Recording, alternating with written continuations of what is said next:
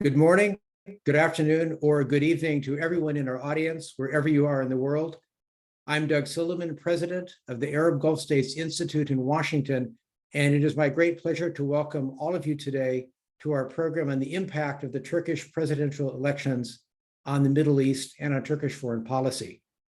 This program is a special collaboration between AGSIW and the Middle East Institute, and I want to thank the leadership and the scholars of MEI for their collaboration in conceiving of and executing this program. Now, before we introduce our participants and start our discussion, let me set out the rules for today's conversation. Today's discussion will be on the record. It will be recorded and available for viewing in a day or two on our website, agsiw.org. And we encourage everyone in the audience to participate in the discussion by submitting questions for our panelists. You can do this by using the Q&A button at the bottom of your screen. Tap on the button, type in your question, and I will inject those questions into our discussion. Now, although I spent most of my recent career in the Middle East, I spent several years, a decade ago, working on Turkey, first at the State Department in Washington, and then as the Deputy Chief of Mission at the U.S. Embassy in Ankara. And this period from 2004 to 2011 was a period of great expansion in the Turkish economy, Turkey's now defunct EU candidacy, and significant internal migration from rural areas to growing medium-sized cities in Turkey. It was also the period of Recep Tayyip Erdogan's swift political rise, consolidation of power within the Justice and Development Party and in the Turkish government, first as the prime minister and then, after constitutional amendments, as president. And Erdogan's victory last Sunday in his third presidential election disproved the earlier predictions, I think in many cases, the fervent hopes of many pollsters and analysts that the Republican People's Party, CHP, and Kemal Kilicdaroglu, leading a mostly united opposition, could finally push Erdogan from power.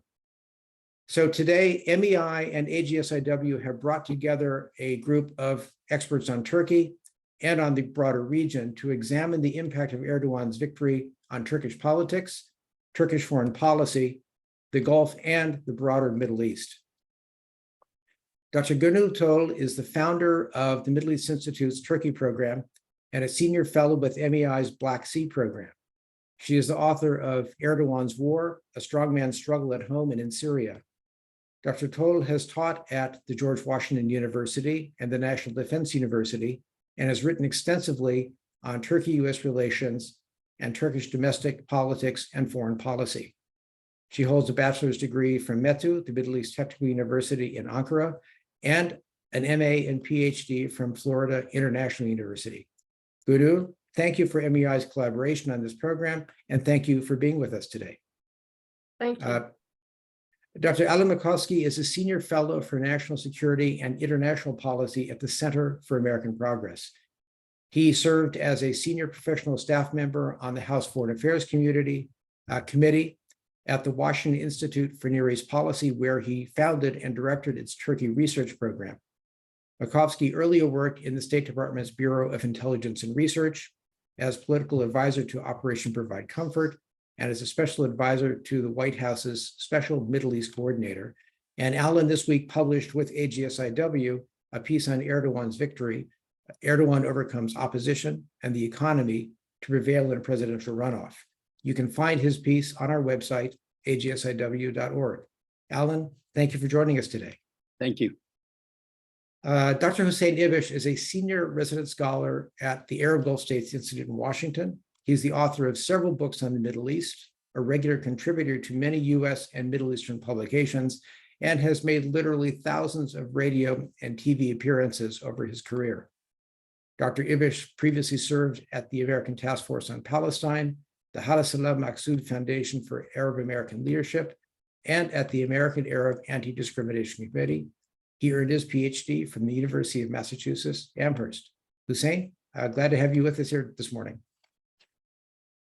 Gönül, if I may, I'd like to start the conversation by having you give us your take on Erdogan's victory, why he won, how he won, and what it might mean for Erdogan's new third presidency. Well, thank you so much, Ambassador. And also let me thank, on behalf of the Middle East Institute, thank Arab Gulf States Institute for their collaboration on this event. It's a great pleasure to be co-hosting this with you and my fellow panelists. Yes, that's the question that we get. People keep asking us, right? Because the conditions seemed ripe for an opposition victory. Turkey is struggling with double-digit inflation and recently hit by a very strong earthquake, and the government's slow response made it even deadlier. And there are a lot of social, political problems as well facing Erdogan. So the opposition coalition led by Kilicdaroglu and the CHP formed a unified front, and they basically did everything that scholars studying autocracy suggest doing. So they were unified, they ran on a very positive platform, and they also offered tangible solutions to the country's problems, including the economic problems. So what went wrong? I think part of the answer lies in the nature of elections in autocracies. Turkish elections were not fair, and I think they were partly free. They were not fair because the playing field is heavily tilted in favor of Erdogan. He either jailed or intimidated his opponents, most popular opponents, with court cases, and he used state resources and control of Turkish media to appeal to voters. The opposition candidate, Kilicdaroglu, on the other hand, his efforts to get his message across were hindered by state authorities. And just to give you an example, in the month of April, Erdogan got 32 hours of airtime in Turkish broadcaster, whereas his opponent Kilicdaroglu got only 32 minutes.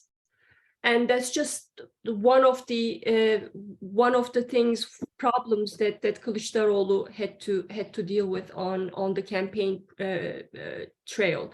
So the elections in that regard were not really competitive because the voters were not presented with two options, because in many of the cases the opposition candidate, he couldn't get his message across. And the second reason, I think, for opposition's loss is Turkey is a deeply polarized country. Both sides, both Erdogan supporters and Erdogan opponents, they view elections as a matter of survival.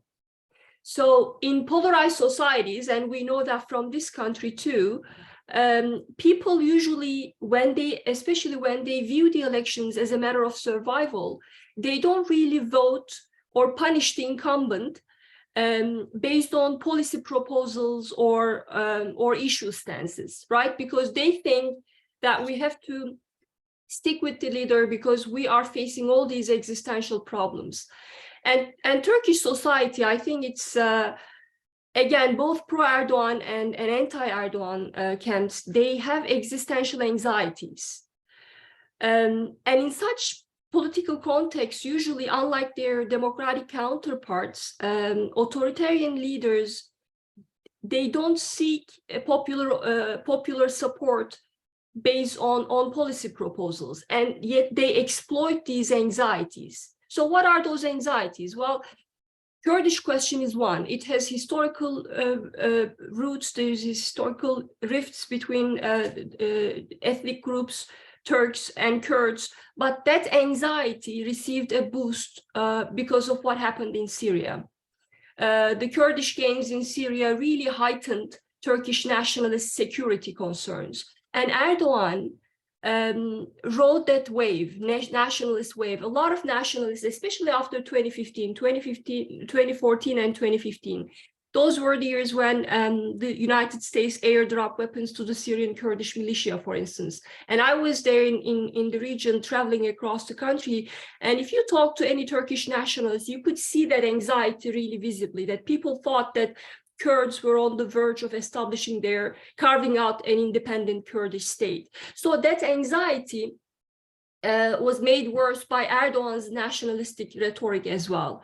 So that's one. And the second reason, source of that anxiety is obviously the economic problems. There are, again, there is double-digit inflation in the country. Millions of people are living below the poverty line.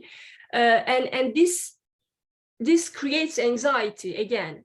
And the third is the earthquake. I was there during the earthquake, and afterwards I talked to a lot of people. And I said this in a recent piece that just came out in Foreign Policy. So I talked to a person who voted for the CHP for his entire life. And he decided to vote for Erdogan this time around. And that was very striking for me. So when I asked him why, he said, I hate Erdogan. And I think Kılıçdaroğlu is a decent guy. And under normal circumstances, I would have voted for him. And yet, this is not normal circumstances. And Kılıçdaroğlu has a big agenda. He has other pressing priorities, such as switching the country's presidential system to a parliamentary system, fixing the country's economy, fixing the Kurdish problem. So that's a long list of priorities. And I'm not on that list, which means I'm going to end up living in these tents for the next 10 years. And Erdogan, on the other hand, is a dictator, which means, that's what the exact words that he put. He said he's a dictator, which means he can make things happen fast. And that's why I'm going to vote for him. So all these crises, I mean, autocrats, they thrive in crisis. They trigger those crises, anxieties, and then they ride that fear. So I think that was the number two reason. And the third and the last reason is Kılıçdaroğlu led a very diverse coalition of 6 parties, ideologically very diverse. And CHP, I mean, we can debate that, but it considers itself as a social democratic party, and it's structurally very difficult for a social democratic party to operate, to win elections in a nationalist right-wing country like Turkey. So he had to form this coalition, and you had Turkish nationalists and Kurdish nationalists, Islamist secularists, a very mixed group of people, and they were in the spirit of democracy. He gave a platform to each party leader, so that made the coalition, opposition coalition, look like there are a bunch of people, 6 people, and then you have others, the Kurds and others who are not formally part of the coalition, but too many cooks. And I think that really scared of Turkish voters struggling with these anxieties, because they thought that, you know, they might be offering something important, but are they actually capable? And this is a problem that, again, we have about liberal democracies, right? When people during crises, they are ready to sacrifice their freedoms, their rights, so that a strong man, a strong leader can fix the problems. And I think that's what happened on Sunday. Thank you, Gönül. Alan, I'd like you, I mean, maybe to give your own take. And I was struck by the piece that you wrote for us this week about how Erdogan was able to overcome some of the economic difficulties that Gönül mentioned. But maybe more broadly, how do you think Erdogan is going to approach the world in his 3rd presidential term? Certainly, Russia-Ukraine is going to be a big issue, but I think that probably the Middle East and relations with the Middle East will also change over the course of the coming years. So I certainly like your take on the elections, but also how you see Erdogan changing Turkish policy for the world, if you think there will be any changes at all. Yeah. So look, I think that Gönül just gave a brilliant analysis. I don't have a lot to add. Maybe I would just add as a reminder that, of course, Erdogan also starts with a base of 25–30% of Turks who are religious and are fanatically devoted to him for understandable reasons, because he has brought them equality. He's taken they were a group that was looked down upon by the secular establishment. He's given them prestige, status. Headscarved women used to not be able to go to universities. Now they can. Now they can be civil servants. They can even be officers in the army or the police. So, you know, he does start off with that base of gratitude. And, you know, I think that's always something we have to keep in mind regarding his popularity. To turn to your question about foreign policy. So look, as Gönül said, Erdogan is an autocrat. He's a one-man show when it comes to foreign policy, when it comes to everything in Turkey, but certainly foreign policy, and predicting what he is going to do is not always, you know, you're predicting what one man is going to do. Will he decide that it's in his interest to let Sweden into NATO, or, you know, will he decide now's the time to be tough? He's the one who's going to decide. So anyway, with that caveat, I'm not going to cop out entirely, but by just saying we can't predict. But I do anticipate that in these early days, early months of his administration, we can expect more or less continuity with what we've had for the past several months, and a significant degree of calm as he deals with the economy. He needs calm for in order to reassure Western investors. Remember, and all investors, Western investors constitute about 2/3 of Turkey's foreign direct investment.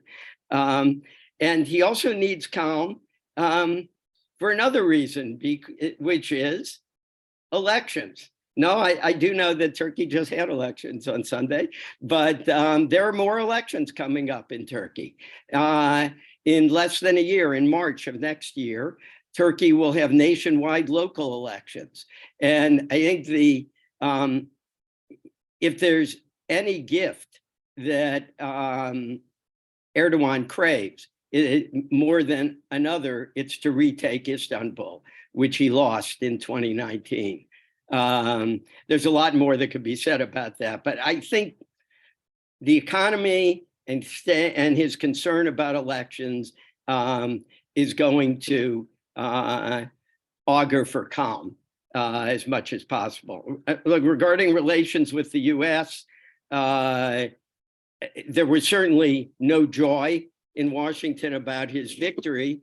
But it seems to me that President Biden, who, by the way, was a target of Erdogan, he ran during the campaign, Erdogan ran, I think, I don't know if Gönül agrees, it seemed to me the most anti-US campaign he'd ever run. But it seems that President Biden wants to look past that. He called him the day after election. They seems to want to start off, have a new tone. And in particular, Biden's major priority right now is to get Sweden into NATO. Turkey wants F-16s from the US. That the administration supports that, 40 new F-16s, roughly 80 upgrade kits. It has been stuck in Congress. And the key there is Senator Menendez, the chairman of the Foreign Relations Committee.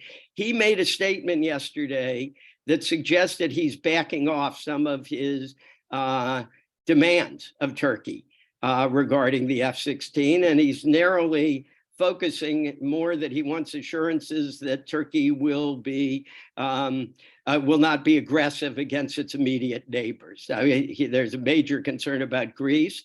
I think that Turkey will be able to give some assurances on that. Since the earthquake, when Greece went in to Turkey, was, I believe, the first country in, there has been stability in Greek-Turkish relations. There are no Greek complaints about overflights, and from what I understand, the overflights of Greek airspace, et cetera, have all stopped. So I think there's a possibility that the US and Turkey may have a moment of reset here on Sweden in exchange for the F-16s. Now, both sides say that there's no linkage, but of course, there does seem to be a very close linkage. However, after that, it's very hard to see any great progress in U.S.-Turkish relations. The issue of U.S. support for YPG, which is anathema to Erdogan, I don't see that changing. I don't see Erdogan getting rid of the S-400s, the Russian-produced air defense system. Moreover, you know, Erdogan mentioned during the campaign, or I said emphasized rather during the campaign, his closeness with Russia. He said that relations with Russia are no less important than relations with the United States, and he boasted of his special relationship with Putin. I think that trend is likely to continue. So I think overall, if we get this trade-off of F-16s, Sweden, there might be a brief period of good feeling, but I think we're in for rough times ahead. On Ukraine, you mentioned, again, I don't see a lot of change. I think Erdogan has been very clever, arguably brilliant in the way he has played it. He has sided with Ukraine rhetorically and militarily, and he has used Montreux to close the straits. On the other hand, he has not joined Western sanctions against Russia. His trade with Russia has boomed. I think he is going to try to be cautious not to incur sanctions from the US for helping Russia circumvent. There's been many circumvent sanctions. There have been a lot of visits from US officials in that regard. So I think that will continue. And look, he is Putin's favorite guy in the region. Putin gave Erdogan the diplomatic victory of the Black Sea Grain Initiative. And I think if Putin ever decides to make peace with Ukraine, you can bet that Erdogan will be the man in the middle, the peacemaker, because Putin likes to help him that way and enhance Erdogan's standing as an independent actor, that is independent of the West in the region. Regarding the Middle East, I'll just be quick. We've seen over the past couple of years, after some very difficult relations, that Erdogan has tried to improve relations across the board with the Gulf, and with Israel. And again, I think that's likely to continue. Both because of the economy and again, because the economy feeds into elections. I also think, there's been a lot of talk about a nationalist wave in Turkey, but that nationalism is mainly, to my observation, is mainly focused on the Kurdish issue and on Syrian refugees. I don't think there was any vote for great, expansive, aggressive foreign policy assertiveness, military assertiveness of the type we saw from Turkey towards the end of the second decade of this century. The rapprochement with the Gulf, it really seems to be moving apace. I think things first really fell apart during the Arab Spring, when Turkey came to be seen as the champion of the Muslim Brotherhood parties in Egypt and Tunisia and Syria and elsewhere. And that was anathema to most of the Gulf states. Also, its relationship with Qatar, where Turkey has a base. And that was an issue when the other GCC states made demands of Qatar. I think that what really swung things, and it's really been a very dramatic turn. I mean, this is about a 180-degree turn in terms of the way Saudi Arabia and the UAE are dealing with Turkey. I mean, at one point, they saw Erdogan as the devil incarnate, head of the Muslim Brotherhood. Now, after the thaw with Qatar, things really began to change. And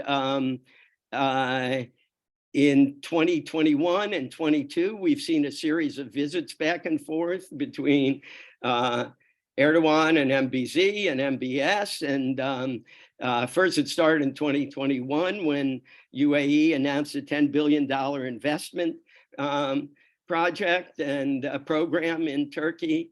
We've seen some purchases by a UAE sovereign wealth fund of Turkish businesses. And Turkish drone sales as well, at least to the UAE, I believe to Kuwait and Qatar as well. And I think there was a second factor aside from the thaw with Qatar that opened things up between Turkey and the Gulf, and this is Saudi specific, and that is the Khashoggi case.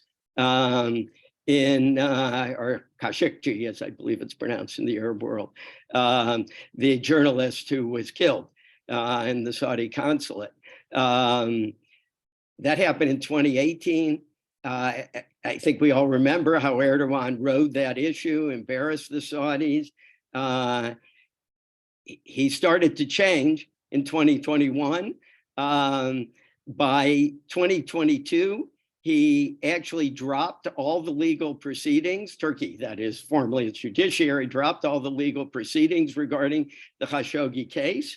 And Erdogan made a trip to Saudi Arabia to seal that deal, in effect. And what we saw in March, and I think Gunal alludes to this very interestingly in her piece in Foreign Policy this morning, is both the UAE and Saudi Arabia seem to me in effect voting for Erdogan. Saudi Arabia, oh, I'm sorry, I didn't mean to take it. You'll explain why, but I'm just referring to it. Saudi Arabia gave Turkey $5 billion, gave Turkey Central Treasury $5 billion. That's a pretty good piece of foreign aid. And the UAE signed a trade agreement, which was ratified yesterday, which aims at $40 billion in trade over the next 5 years. Neither one are among the top traders with Turkey, top 10 traders with Turkey as of now. Erdogan,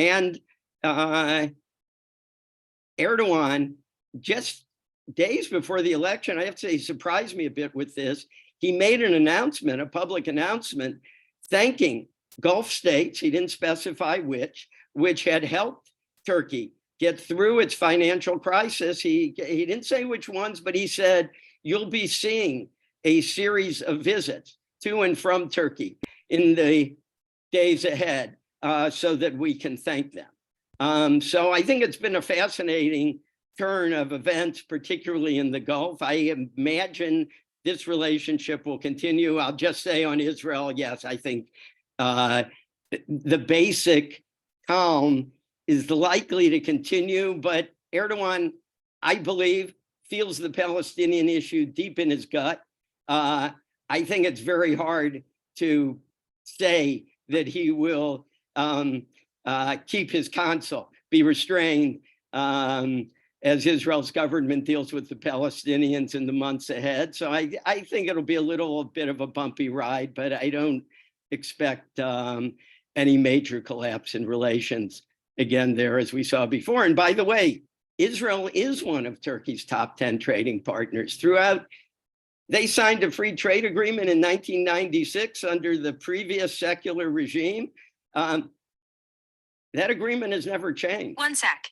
And trade has not, it has actually, I'm really sorry, my phone's going crazy. Trade between Israel and Turkey has only grown over the years. So despite all the diplomatic problems. Okay, I'll leave it at there. Sorry if I went on. Yeah, thanks, Alan. Hussein, if you can give us the view of Erdogan, his election from the Gulf side. Obviously, as Alan mentioned, the reconciliation with Qatar has made it easier for people to deal with Turkey.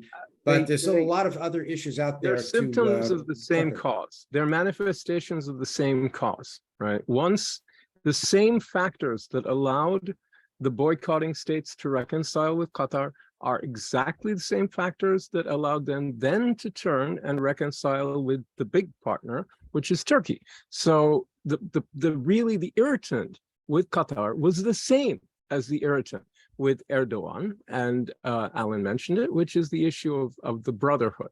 Now, look, let me try to put this first in context. I would like to make a couple of comments. First, the Turks didn't drop the Khashoggi prosecution. They transferred it to Saudi Arabia, which is more forthcoming. And it's telling. They just sent the whole file over and said, okay, you guys do it, which is a lot more than just saying, well, we've taken this as far as we can.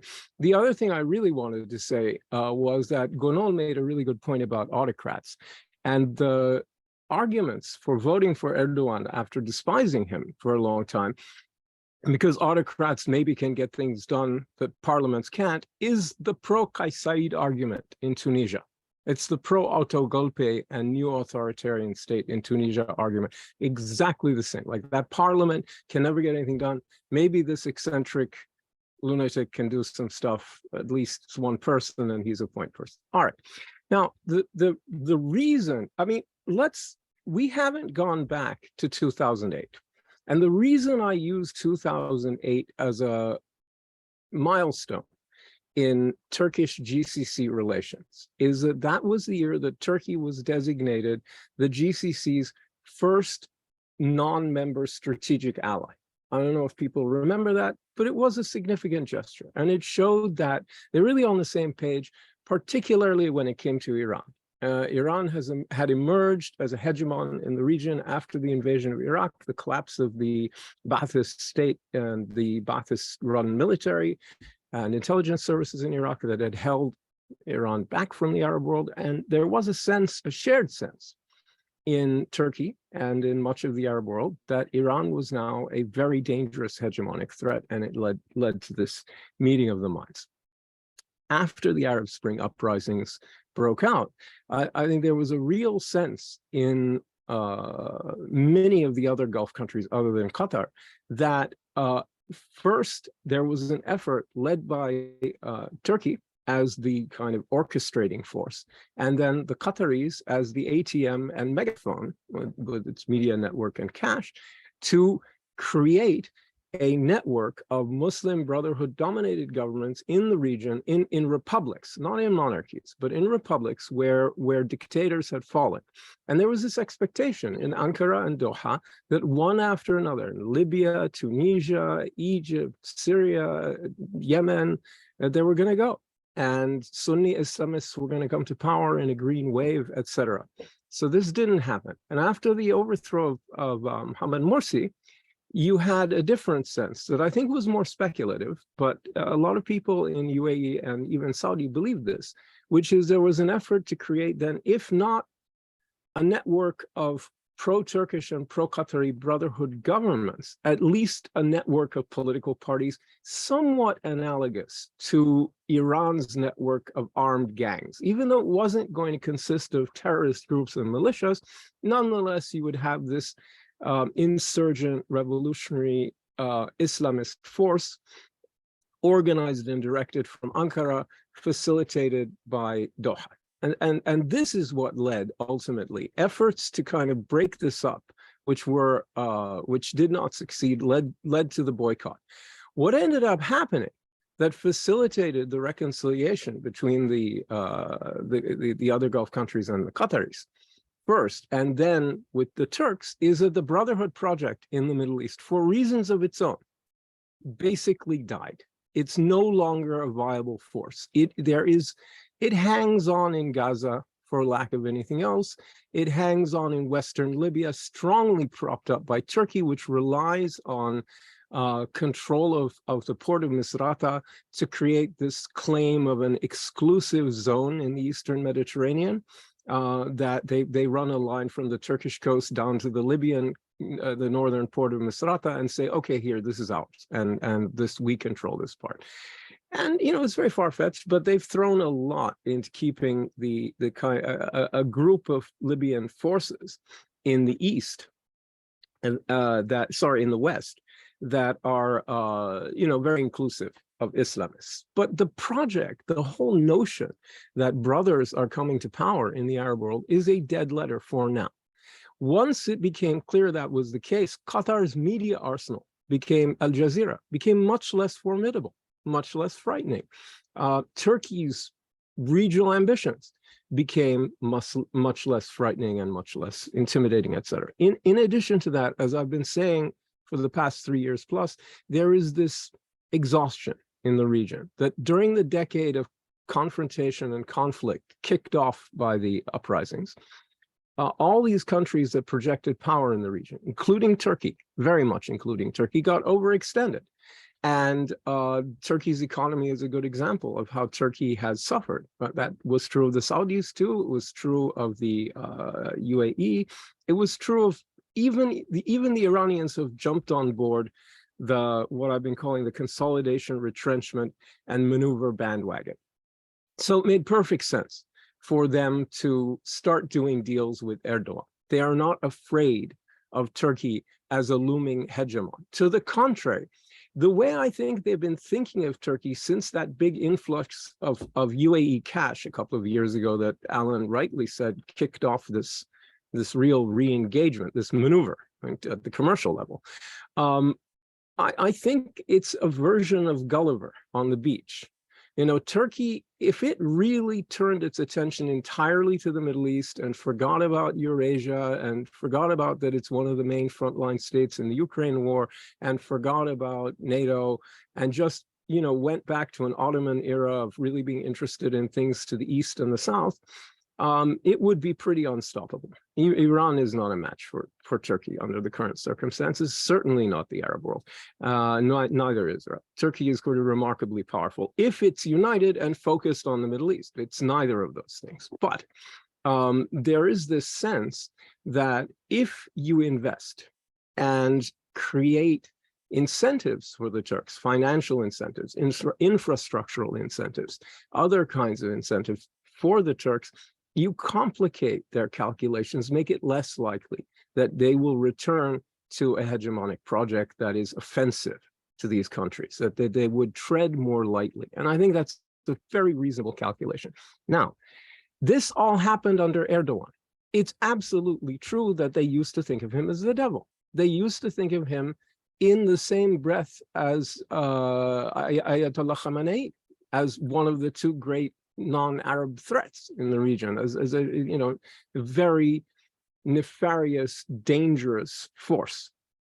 But the thinking changed with the death of the Brotherhood Project, really. And now, when they look at Erdogan, what they see is someone who has led his country's foreign policy ambitions into a ditch. That's good. They want more of that. Someone who has led his country's economy into a ditch, that opens a field for them to gain leverage over Turkey. That's great. That's why they infused, and they want more of it. That's why they infused the country with it. He did a lot of social spending in the weeks and months before the election to buy votes. They propped up the lira, they propped up the economy. He said so, as Alan was saying, everyone said so. Now, I think we can reverse engineer what countries he was talking about by looking at the reaction in the Gulf. All right, first, the Qataris went out of their minds with joy. I haven't seen Al Jazeera this giddy since, 2014, 2013. I mean, they were just ecstatic in Al Jazeera Arabic. It wasn't dignified, frankly. And you'd think it was a big victory for Qatar, and in the end, it could be. I'm not saying it isn't, but it was really kind of hyperbolic. Anyway. The second thing is, of course, it was the Qatari ruler who ran immediately to congratulate him, but he was followed very quickly by MBZ, the leader of the UAE, who was followed very quickly by MBS, the Crown Prince and Prime Minister of Saudi Arabia. I think they're your candidates right there. And that's where the money came. I think the most money came from Qatar. I'd be very surprised if measurable, substantial sums didn't come from the other two as well, because they have a real interest in getting a result almost exactly like we saw. Right? This is the point I'm going to make, and then I'm going to stop. There's so many things I could say, but I'll just stop with this. This is an ideal result for the Gulf countries because they get open-ended more of Erdogan, and that it's really been working for them since the Brotherhood project in the Arab world collapsed under the weight of its own contradictions, which is what happened. I mean, the boycott of Qatar did nothing to cause that. Whatever the UAE may tell themselves, it was not the cause at all. But it happened anyway because the brothers are just not in a position to rule. They don't command a majority just about anywhere, and they're not fit for government. And that becomes very clear as soon as they are no longer the opposition in a brutal dictatorship. And it became very clear everywhere, one country after another. I mean, people just looked at them and said, yeah, yuck. And quite right. So, it's just not true that because most of the Arabs are devout Muslims, therefore they're Islamists in waiting. That was a silly idea here and there. And it was tested and disproven, as I fully expected and predicted it roundly would be in every single country it was tested in. All right. So on the one hand, you have this rapprochement that's very advantageous for Gulf countries, and a new Turkish foreign policy that's much less threatening and that's much more in line with the role that Gulf countries want Turkey to play in general. They have some misgivings in Syria, they have some doubts about the Kurds and things, but I mean, they're not delighted.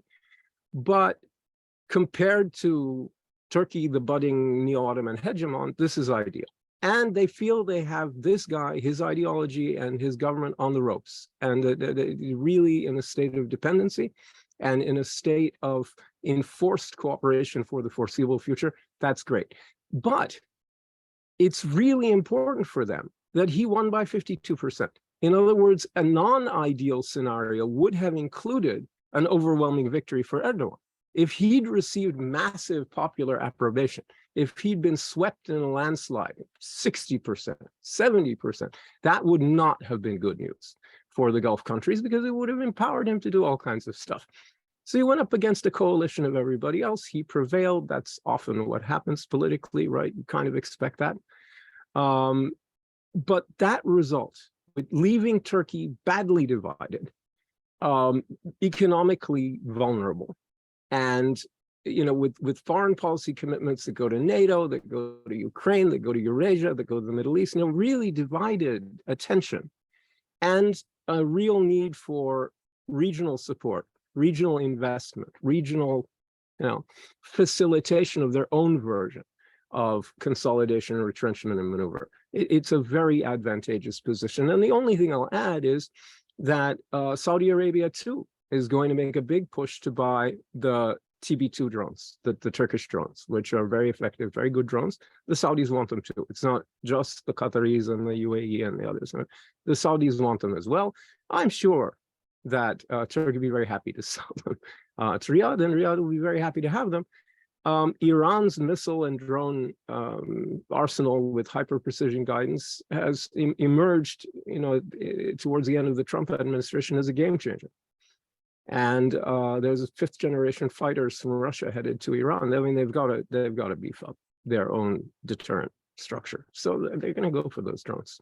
Anyway, there you go.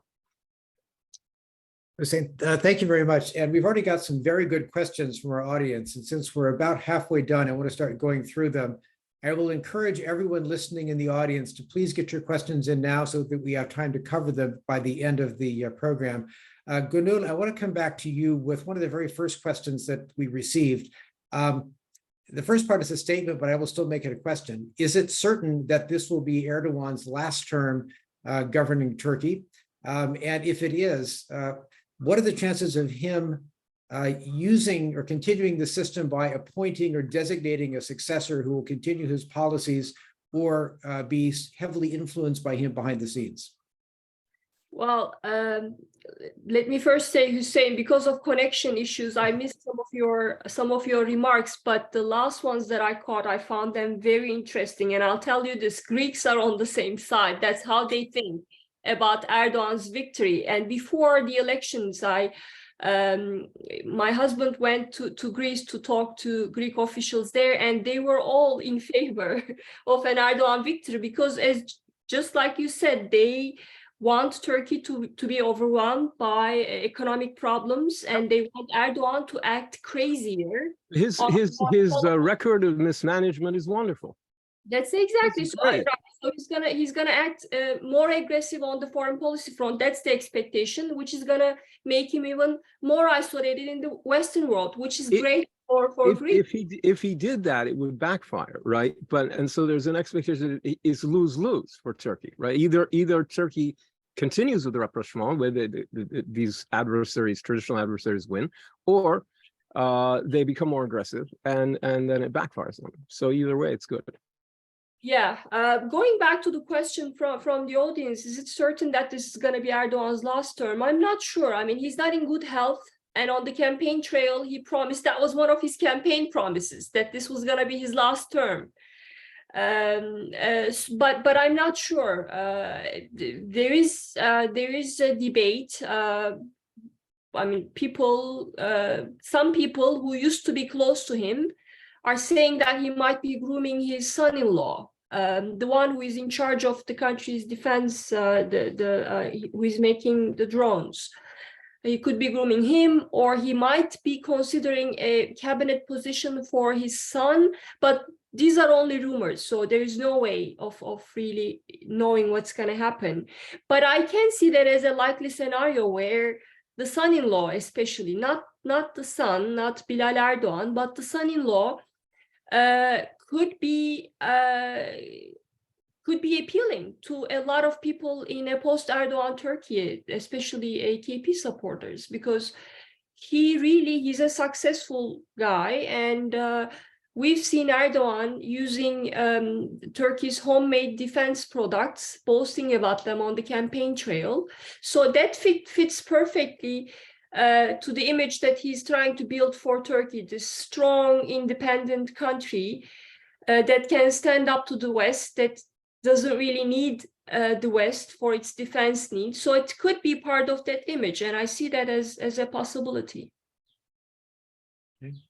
Alan, I'm going to sort of modify one of the questions from the audience as well. Hussein mentioned that from the Gulf that there was significant monetary support for the government before the elections. Was there any more traditional or significant foreign influence in the elections? Did anybody try actively to help or potentially thwart Erdogan, or was this influence mostly above board and done in terms of government policy and economic support? Well, yes, I think Russia was a factor in the campaign in terms of helping to keep the lira and the economy in general afloat. Publicly was acknowledged that they were allowing Turkey to defer gas payments.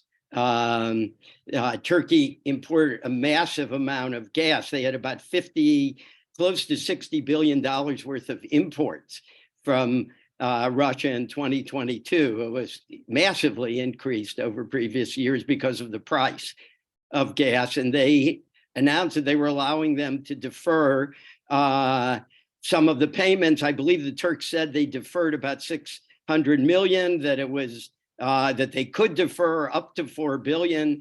But beyond all of that, there were reports of Russia giving Turkey over the past several months quite a bit of financial support along the line Saudi Arabia did, just contributions to the central treasury to help keep the lira afloat. And there were rumors of anywhere from $5 to $30 billion worth. One wonders how long Russia could do something like that. So yes, Russia also became an issue in the campaign because one of the minor party candidates dropped out after a sex tape was made public, which that in itself, I think, was not such a big deal, except that Kemal Kilicdaroglu, the opposition candidate, accused Russia of being behind it. And that is what prompted Erdogan to rebuke Kilicdaroglu and make this statement I referred to earlier, to say he shouldn't do that because relations with Russia are no less important than relations with the US. I also just wanted to add quickly on Hussein's very important point about how the Gulf wants to use its funds to make Turkey dependent, to influence Turkey, which of course is something Russia's also done. I think Erdogan has an interest in this because one of his problems, his ties with his drift from the West, is that he knows economically he is deeply tied to the West. Now, he has a customs union agreement with the EU. That's not going to change. But roughly 40% of his exports went to the EU last year. 2/3 of FDI comes from Europe. I think he would like to make those percentages a little smaller. Yeah, And, and with an eye to Russia and the Gulf in particular. I mean, those are the most obvious places to go. And yeah, okay. Exactly. Yeah, that's the point. So I think there is a symbiotic relationship here, meshing desires. You know. Now, I'm going to ask a question that all three of you may have some questions on, because Hussein talked specifically or most extensively about the relations between Ankara and the Gulf, but a lot of the political issues in Turkey are much more tied to relations with Syria, the Syrian and Iraqi parts of the Kurdish question. We haven't really touched on Israel. So, I mean, Hussein, maybe I'll have you pick one of those topics: Israel, Syria, Libya, Iran, Iraq. Yeah. And see if where you think that might go. Pick a card, any card. Okay. Pick a card, any card. Right. Yes. Right. It's always the Queen of Hearts. All right. Look, I'm going to leave Israel for Alan because I'll never know 1/100th that what he does about Israel. So I'll just leave that to him. No, it's true. But on Syria, I think Syria is the most unavoidable question about where Turkey's foreign policy goes in the next sort of 2 years. I don't know where it goes in Syria. There is a sort of a part of a question about relations with Assad. I don't know. There is a scenario where the slow rapprochement with al-Assad and the dictatorship, and even with Iran and Hezbollah hanging around, even with the Kurdish groups maintaining this Rojava thing that they have, this kind of quasi-PKK statelet,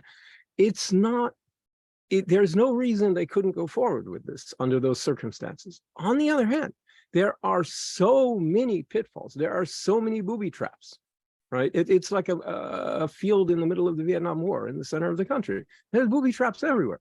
You know what the hell is going to fly at you? And Turkey under Erdogan has been quite reactive, unless in Syria, except when it's come to Russia. When things have involved Russia and ambassadors shot and airplanes shot down, they just bury it and say, oh, well, it was a mistake, or we won't, we'll just forget it. But when it comes to the Kurds, when it comes to Assad, when it comes to anybody else, basically, except the Russians, and they've avoided the Americans successfully, more or less, with couple of exceptions, they've been quite reactive. So you can imagine I can imagine a number of scenarios. I mean, I could sit around spinning them all day long about how there is a kinetic clash with Assad-related forces, Shabiha, Hezbollah, Iranian Fatemiyun brigades, or God knows what kind of gang of people, Quds Force directed groups from Pakistan, whatever it might be, mafia gangs aligned with Assad, who knows who.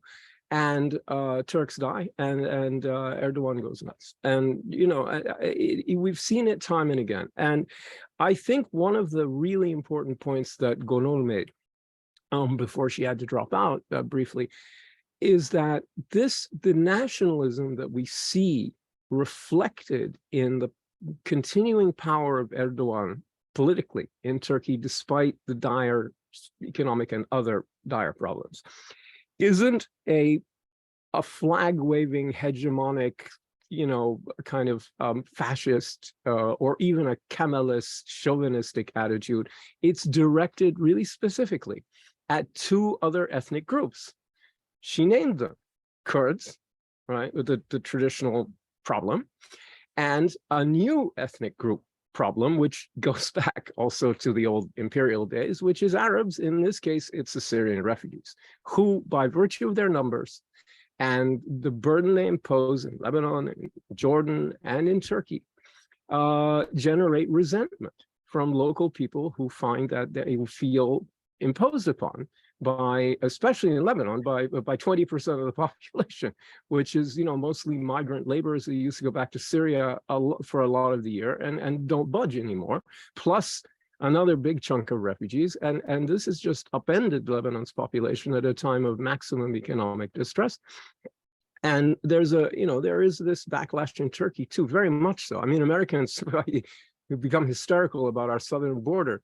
It's a joke compared to the countries bordering Syria.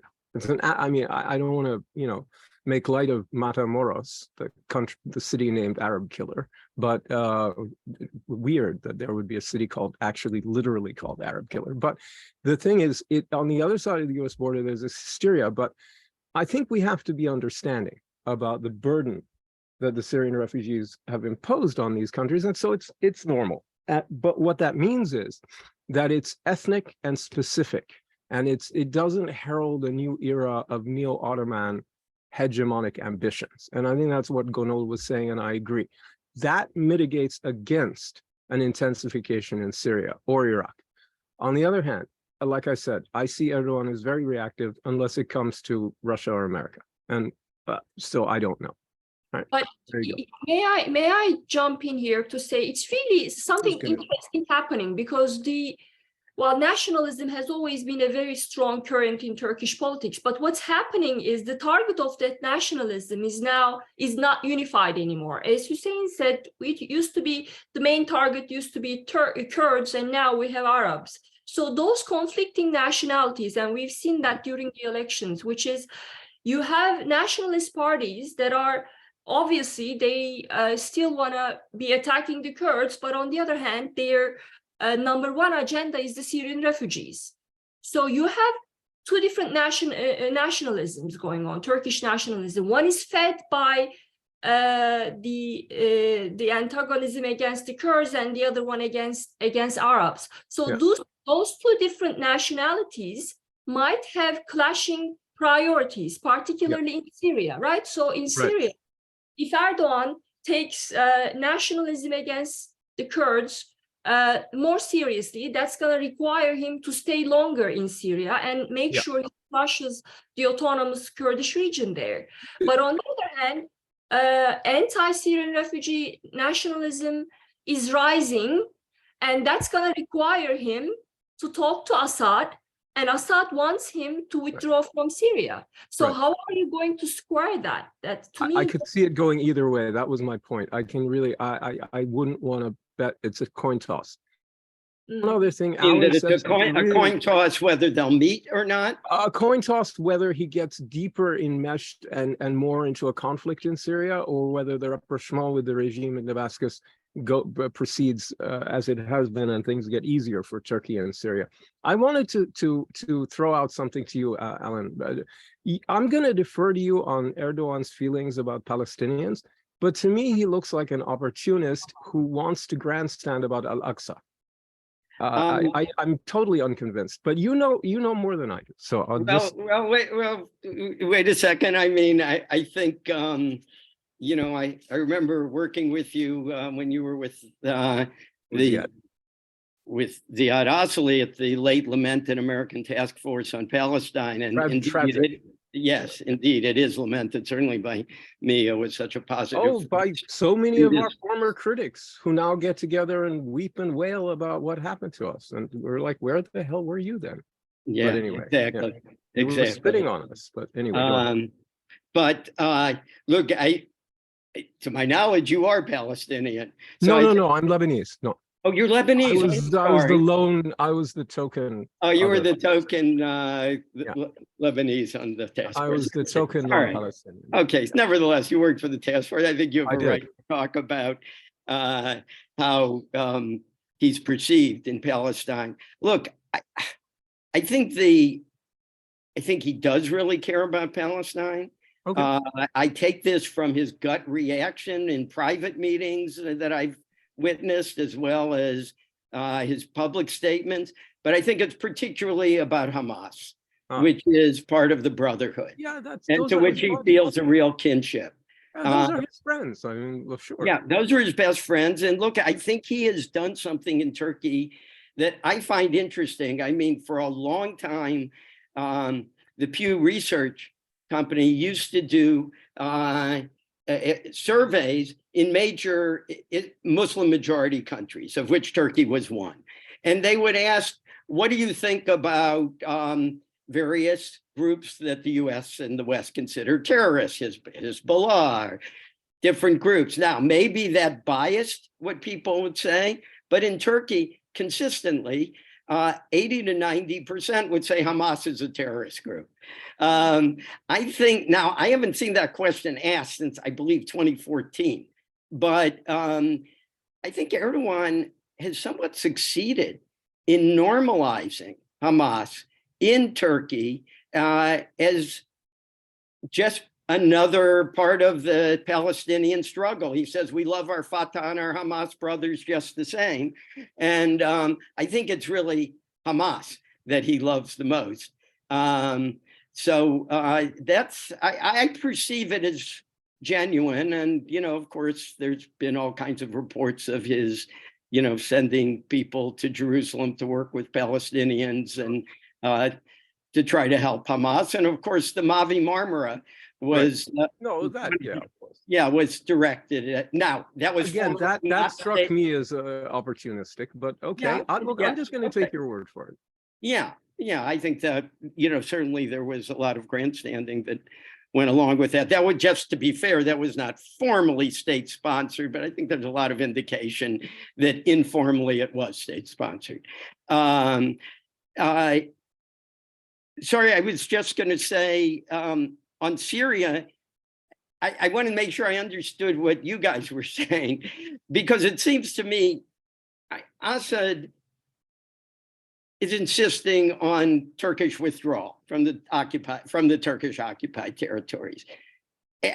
Erdogan can't do it as long as he's dealing with this refugee issue. That's his solution for the refugee issue, is to push as many of these people as he can into the area that Turkey is holding in Syria. Right. And to try to build that area up to some extent. So it's more attractive to them, in fact, than where they're living in shanty towns in Turkey. I don't see how that twain ever meets. Russia may bring these men together to meet, but I don't see how you get real normalization. Let me sketch out a quick scenario about how temporarily it can work. If they, for different reasons, contradictory reasons over the long run, in the immediate term, share the goal of containing and surrounding and holding in check the Kurdish groups based in Rojava, in Assad's case, pushing them up into it from areas around the Tanaf and things like that, if you can do it, and just up into that strip. And from Erdogan's point of view, just preventing anything on the border, etc. That's a scenario that could serve both interests for a limited period of time. That limited period of time could go on for years. And that's, I agree with you, in the long run, there's a contradiction here. But they share, here's where the circle could be squared. They share an antipathy to independent, powerful Kurdish nationalism in Syria. It worked for Assad as the first gambit in the forced in the calculated breakup of his republic when he started losing the war, right? Because he knew it was going to scare the Turks. He knew it was going to create an opportunity for something like ISIS, which eventually emerged, to show up, and things like that. And it was a very calculated withdrawal by Assad forces from that area. And it was a provocation to the Turks. But in the end, I think you could have a kind of anti-Kurdish alliance between the two, or entente, not an alliance, but an understanding. And it could be in the short run, just to contain them, and in the long run, perhaps to suppress them. But the Arab League recently, they denounced Turkey and Iran. I believe it was May 19 joint statement both rejecting foreign interferences in Syria and support for armed groups. So Gulf countries, they might be pushing the SDF, the Syrian Kurdish forces, to get integrated into Syrian forces. So how can that play out? So that depends a lot on what happens with the refugees, because they also called for refugee repatriation in large numbers. Theoretically, Assad agreed to this. I don't think they have Lebanon in mind. They may be thinking Jordan to some extent, but I'm sure they're thinking about Turkey. And insofar as those two things go together, who knows? It could be more, less alarming, more attractive. If there were an integration of those groups into some aspect of pro-regime forces or regime-controlled forces in Syria, look, if they were perceived by Turkey as actually being under the control of the Ba'athist regime, I think they could live with it. It's much better than a quasi-PKK militia running around the border area with big posters of their arch enemy all over the place. Gundul, let me move the conversation a little bit east, because I want to ask a specific question about Iraq, but then a more general question about parts of Turkish foreign policy under a new Erdogan administration we haven't covered. I mean, certainly there are Turkish forces still in Iraq, but at the moment there's also a very interesting economic game being played. The Turks have not yet begun at Ceyhan the export of oil from Iraqi Kurdistan out to the world markets again, even though that seems to have been resolved legally inside of Iraq. So what is the reason for this? Is it a political reason? Is it just that this is not an important enough issue in a presidential campaign to bring to the fore? And do you think it might be resolved? And if so, how? And I've got a second broader question once you take that one on.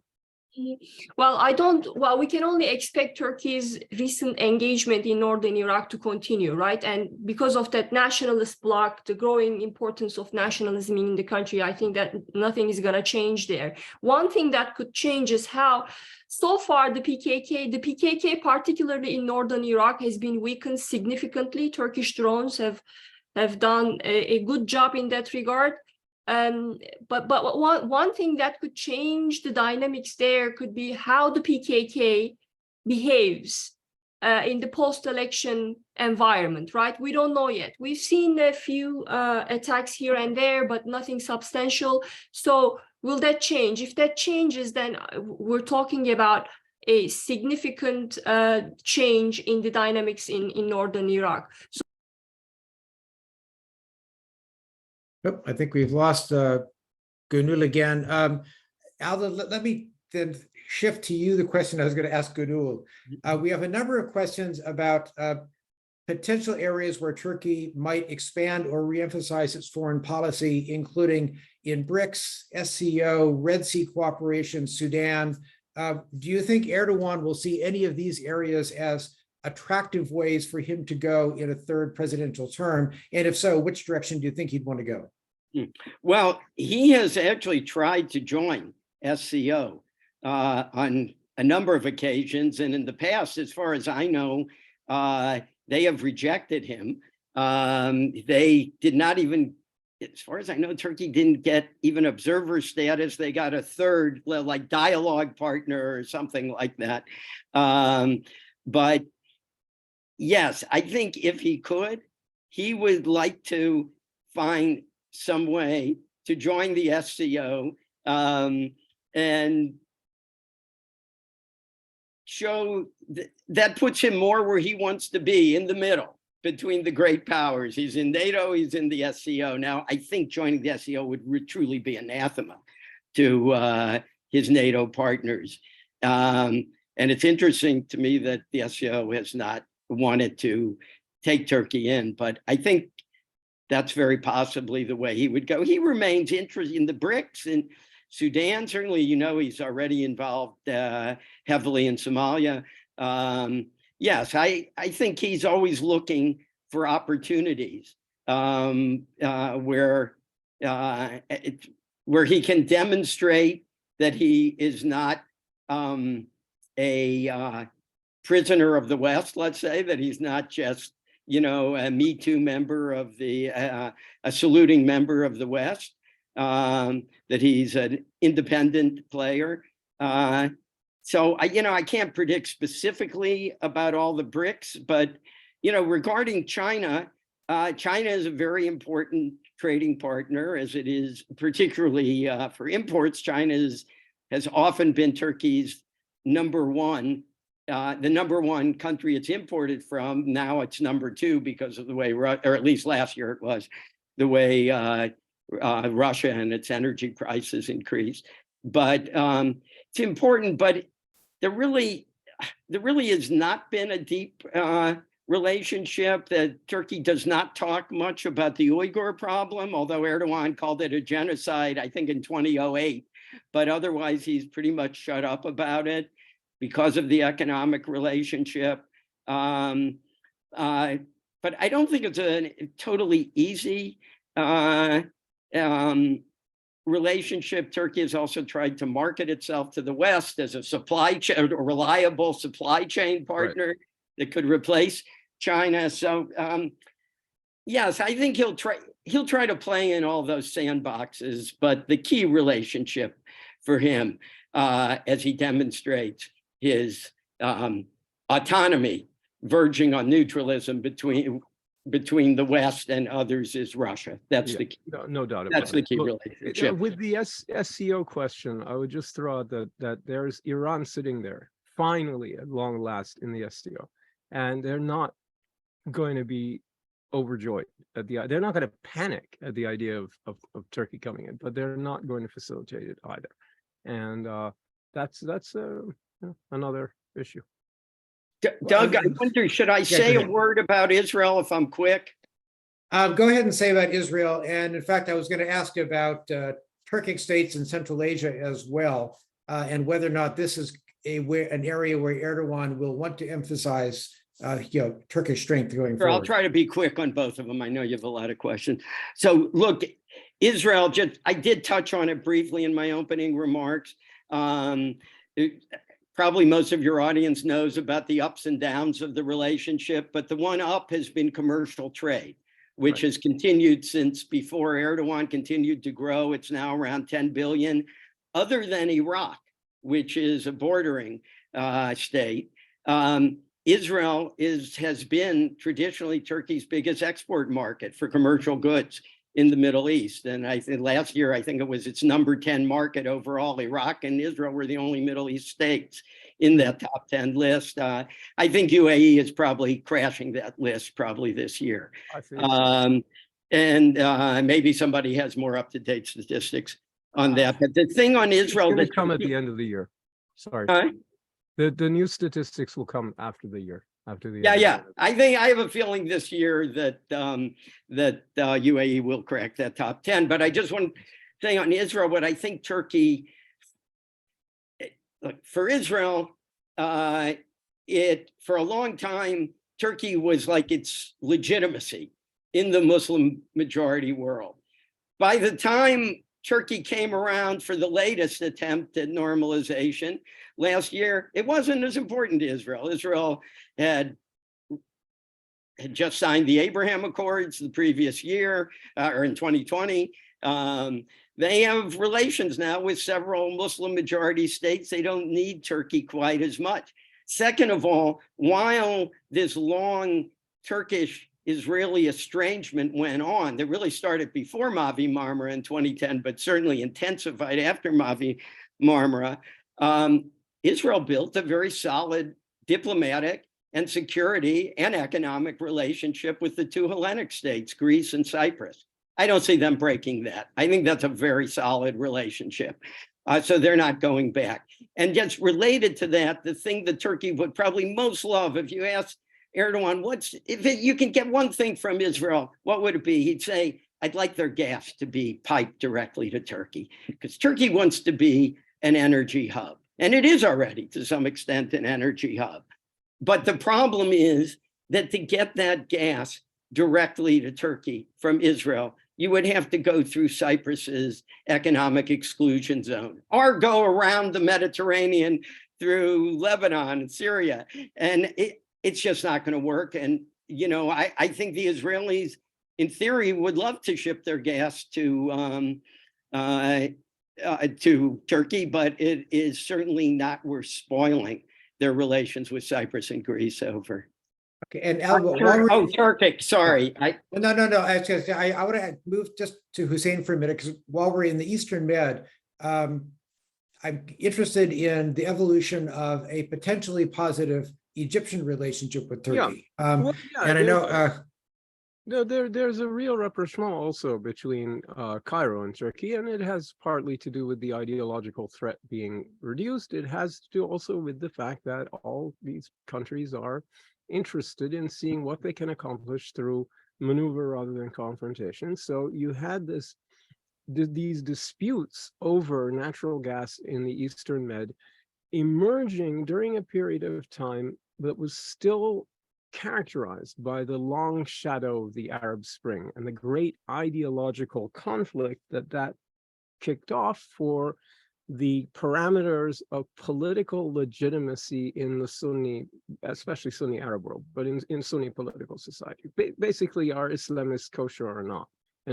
Are they plausibly part of any reasonable government, or are they just basically weirdos? And the tentative verdict is the latter. But more importantly, it isn't in anybody's interest anymore to have confrontation and conflict. And more to the point, nobody really gained out of the arguments and competing exclusive zone claims over parts of the Eastern Med maritime region and over territorial waters and maritime demarcation borders and things like that.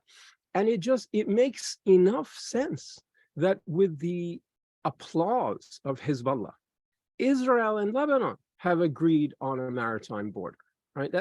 You could make a case that nothing like diplomatic relations, but there is a kind of normalization between Israel and Lebanon, with Hezbollah being the single most important political party in Lebanon, because indirect, there's both agreements with the United States and things like that, but in effect, when you strip away all the layers of BS, that's what you have. You have an Israeli-Lebanese agreement to respect each other's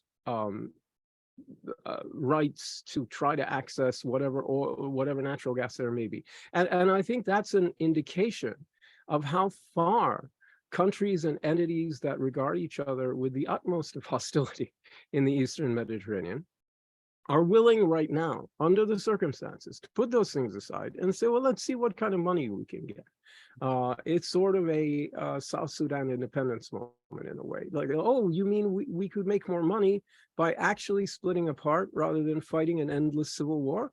Oh, let's make the more money then. And this sudden realization, I think, has taken hold. It would never have taken hold if the Brotherhood movement hadn't collapsed, and then all these reconciliations taken place, and the Arab Spring really kind of given way to the old normal, new normal, whatever the hell it is. And we exited that period of confrontation and conflict, but we did. And in that context, for sure, it becomes possible for Turkey and Egypt to reconcile. Why not? What's the big argument anymore, right? Oh, you argue about, the thing about a maritime demarcation border or an economic exclusive zone or anything like that is it's a numbers game. It's a numbers game. You get this, I get that. There's nothing ideological about it. There's nothing religious about it. The will of God isn't involved. The higher principles are not really there. You can make some kind of stupid flag-waving humbug arguments, but in fact, you're arguing about money. And potential money, that too. There's a real question about how much money there is in any of these places. I mean, the Lebanese are waiting to get bailed out by the offshore area that they got the Israelis to agree to let them. They're going to be waiting a long time, I think. I'm just not sure how much money there is there. Anyway, it makes perfect sense. if it makes sense for the Lebanese and the Israelis to agree their maritime border, and if it makes sense for Saudi Arabia and Iran to pull back and thaw and agree to reestablish diplomatic relations and go back to well before 2016 in terms of their relations, why not Egypt and Turkey? Why not diffuse these tensions? Why not diffuse tensions with Greece and Cyprus? Why not diffuse tensions as much as possible with Russia after the real tensions of the first few months of the invasion of Ukraine, when the real NATO involvement was all, Turkish naval stuff. That was the flashpoint. People were thinking about Baltic states and Poland, but I kept saying, hey, you really ought to look to the south, because that's where the real flashpoints are. Now that's changed as the weather changed and as the strategy changed and as everything changed, and as the Turks and Russians moved to get out of each other's way, which was smart.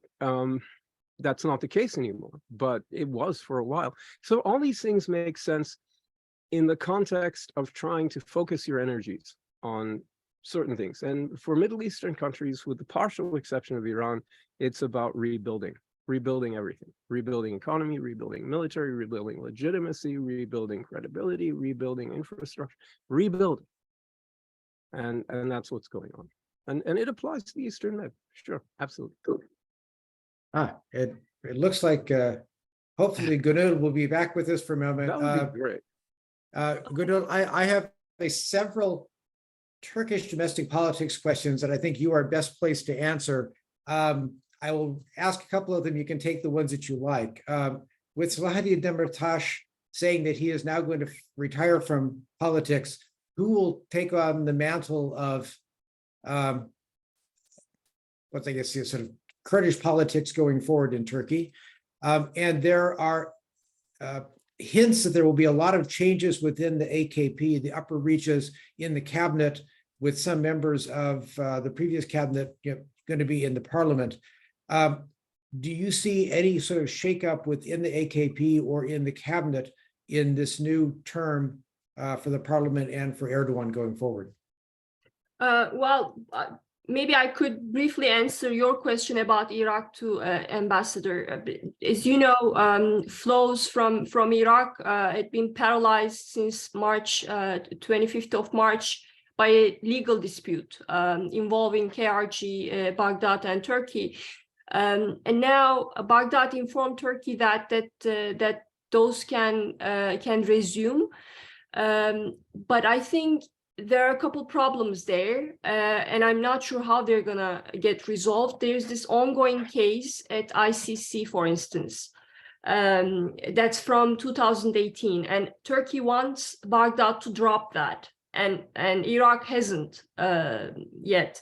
And the second problem is also Turkey wants to avoid further legal hurdles, right? So it wants KRG and Baghdad to sort out all these technicalities. And it hasn't been done either. So that is a problem facing the flow of oil. And the third thing that could delay the restarting of Iraqi crude oil exports could be Erdogan might want to renegotiate and use this hand against Baghdad to maybe get to extract accessions from Baghdad, maybe on the military presence of Turkey in places like Sinjar, for instance. So those three factors, I think, are important to consider, and that could really delay things on the ground. Selahattin Demirtas, the question about Demirtas, that's a big unknown at the moment, because yes, he said that he's not going to be involved in active politics anymore. And that's going to reshuffle some things in the Kurdish political movement, but I'm not sure whether that's going to stay that way, in the sense that Selahattin Demirtas can be convinced. There's certainly a lot of debate and internal discussion and soul searching going on within the HDP, because the party lost votes. They were unable to convince their voters to support Kilicdaroglu. So a lot of discussion, and even before the elections, there was this division, I think.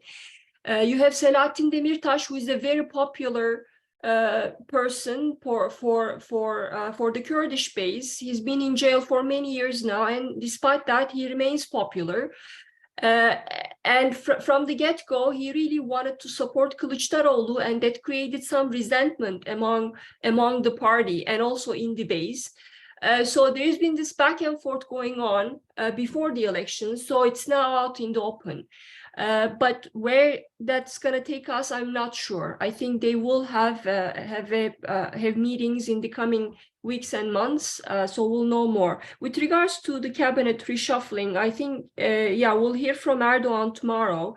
A couple names are being discussed. Mehmet Şimşek, who was in charge of the country's economy until 2019, is one of the few market-friendly faces in Erdogan's cabinet.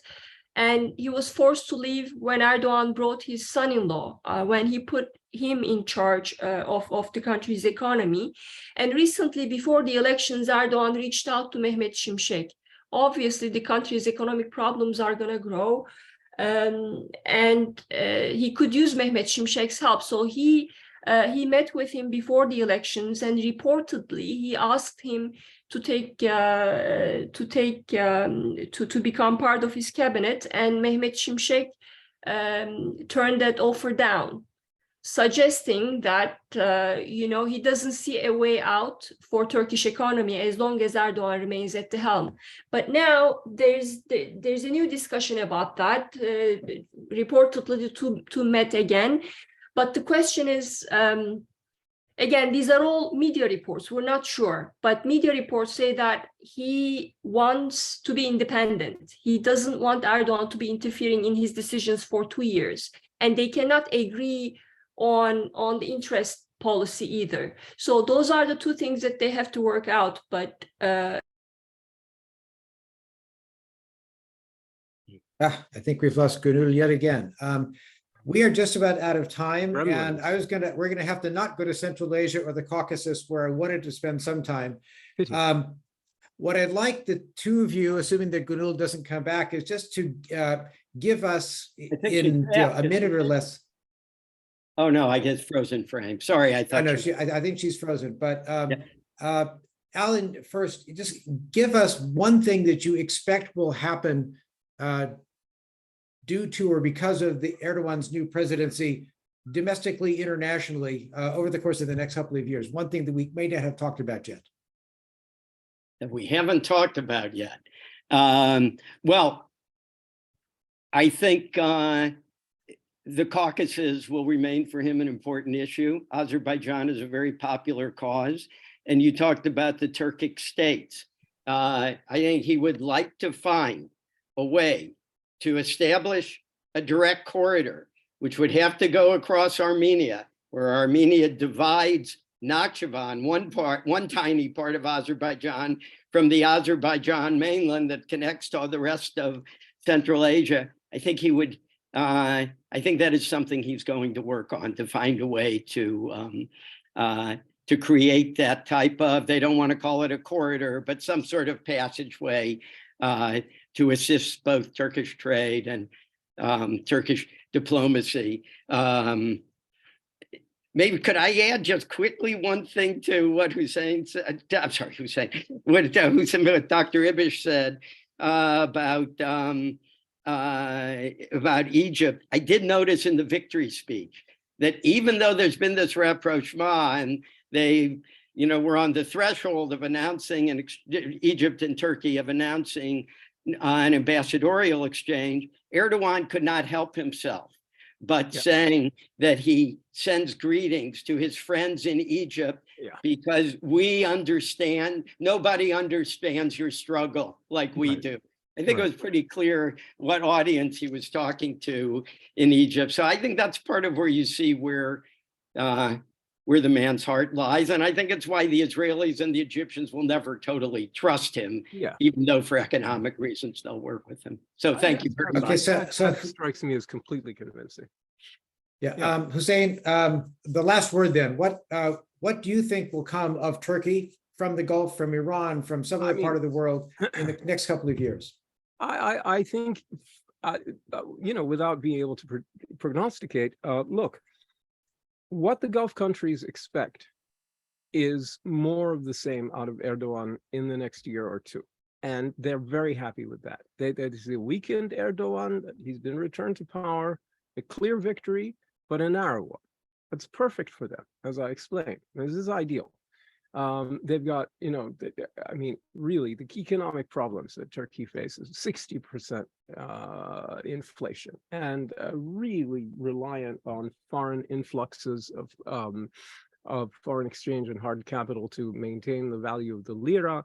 The real estate market is vulnerable to Gulf divestment, all kinds of things. So they have, as I said, they have begun to arrange a lot of cables all over Gulliver. Gulliver is lying on the beach right now, resting. And these Lilliputians are running around tying Gulliver down as best they can.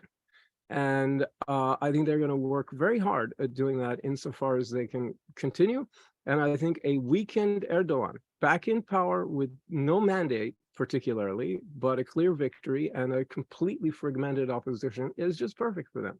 So I think you can expect them to continue to push money into Turkey, to continue to buy up real estate and bonds and holdings as much as possible, to really explore infrastructure, because that's one of the most effective disincentives to renewed conflict and confrontation that you can create in a moment of rapprochement. And I think you can expect to see them looking at all of that, in addition to trying to buy more drones and things from the Turks.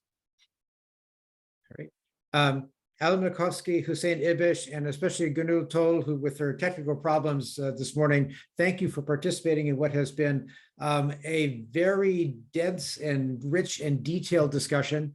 As I mentioned at the beginning, for those of you who are interested in replaying this or sending it to your friends, we hope to have this up on our website, agsiw.org. Hopefully tomorrow. We will also email it around with our newsletter, and you'll probably see it on Twitter, on my account, Hussein's account, and AGSIW's account as well. So thank you all for joining us. We're very happy that you did, and we look forward to seeing you again in the future at AGSIW and AGSIW MEI collaborative programs. Thank you very much. Thanks, Thank Doug. you. Bye, Thank you. So long, Hussein.